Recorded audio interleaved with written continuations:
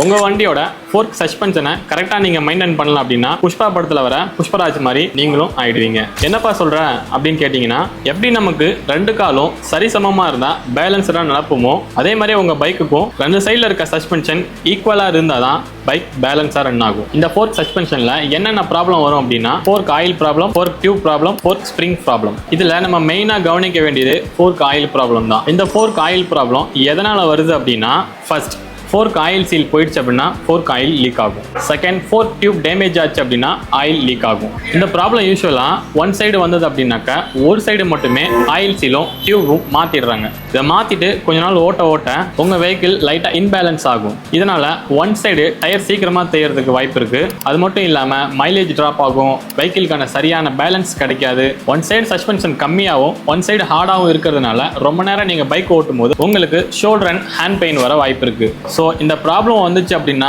நீங்கள் ரெண்டு சைடுமே ஈவனாக ஃபோர்க் ஆயில் சீல் சேஞ்ச் பண்ணுங்கள். மீதி ரெண்டு பிரச்சனையும் எதனால் வருது, அதை எப்படி சரி பண்ணணுன்றதை அடுத்தடுத்த வீடியோவில் சொல்கிறேன். ஸோ இந்த இன்ஃபர்மேஷன் உங்களுக்கு யூஸ்ஃபுல்லாக இருந்துச்சுன்னா நம்ம சங்கராபுரம் G1 Honda பேஜை ஃபாலோ பண்ணுங்கள். உங்கள் ஃப்ரெண்ட்ஸுக்கு இந்த வீடியோவை ஷேர் பண்ணுங்கள்.